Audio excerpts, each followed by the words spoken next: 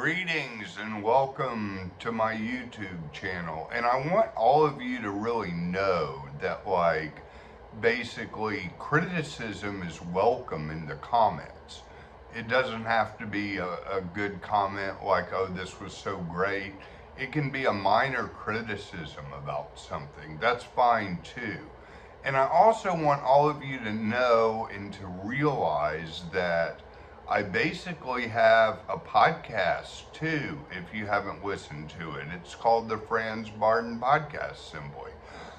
And, if you want to just listen to that, not pay attention to a video recording, sometimes a lot of people prefer the podcast. A lot of times people find me only through the podcast.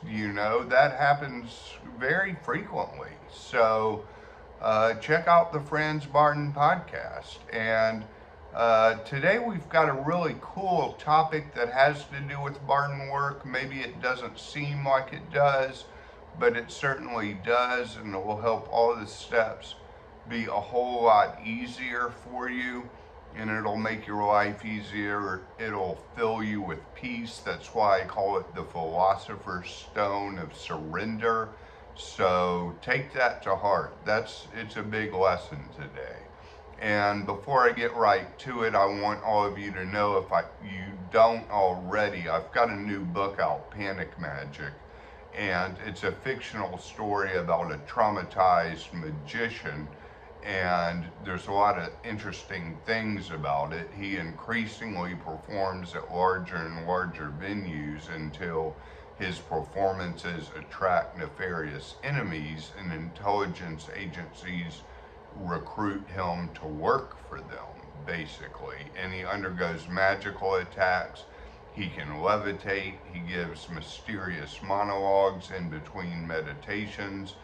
And it's a guidebook for the occult, but it's also basically a good story. I mean, a lot of people that have bought the book so far are giving me comments, and they've never heard of Franz Barden. They're not into magic. They're not into the occult.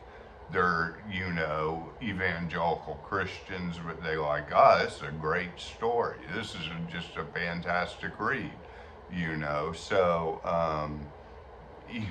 there is that aspect to it. Just enjoy it, So anyways, and of course I've got coaching, individual, over Zoom, and I can coach you through the steps or any life issues. I'm trained in counseling.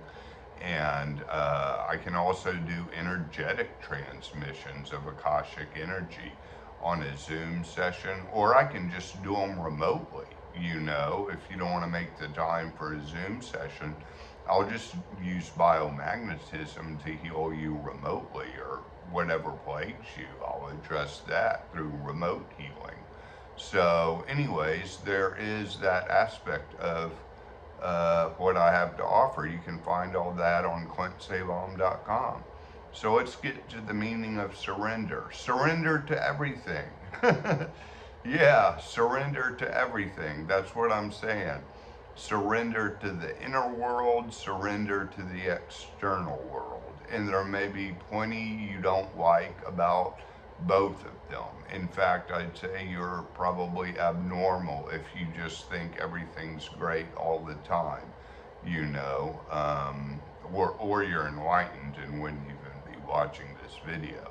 So surrender to it all. Just surrender. It's kind of I experience it kind of as a downward movement into surrender, just completely surrendering everything. And it's your true seat of power, where anything you just surrender to, it seems like you're giving up, but really what you're doing is, by surrendering to it, you're getting the Philosopher's Stone, which is transmuting base metals into gold. It's basically transmuting everything, and it won't necessarily immediately affect outer events, although it can ultimately lead to manifesting good things. but it will immediately produce inner world results. And another way to talk about surrender is to basically talk about the principle of acceptance, accepting everything that is, accepting your life situation, accepting what's going on with you. I mean, even if it's basically something that's horrible, something that's, oh, this killer anxiety, this depression, this self doubt, this self loathing, this self criticism. Accept it.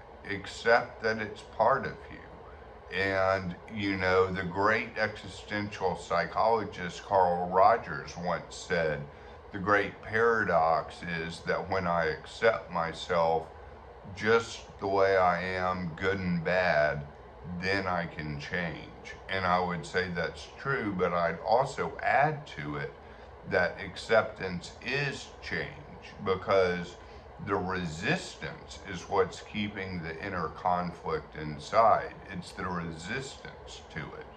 Just embracing it and accepting it as what is the transmuting of it. Take, for example, people that are in prison.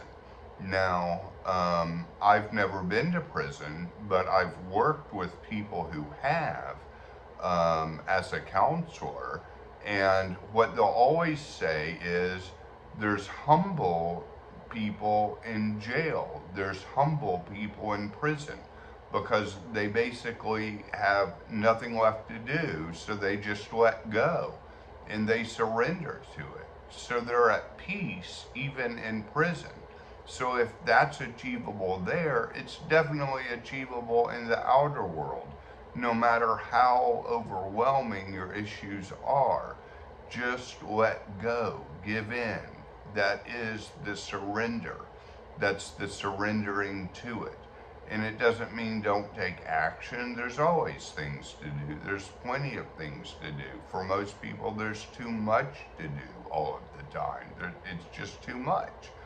And so, but you can still take action on it and do the next right thing. But, taking an attitude of surrender into it will help your mind function better. You will be using your mind, it won't be using you. And that will be the key to all of this, that you will be using your mind better, actually, rather than it controlling you with all this resistance and inner conflict. Simply surrendering to it, accepting it all the way it is, will be embracing it rather than resisting it. And it will clear your channels. It will clear the acupuncture meridians. It will clear the chakras. It will clear the blockages. That's how huge this is. And it will help with going through all 10 steps of initiation into Hermetics immensely. It will help immensely with that. It will help with any magical work. It will help with any non-magical work. And if you want to learn more about surrender, you can always look at some of the books of Eckhart Tolle. He talks about it very well in the power of surrender. So I'm just going to leave this as a short video. And again, I wish you all many blessings wherever you find yourself in your journey in these times that we live in, and many blessings to all of you.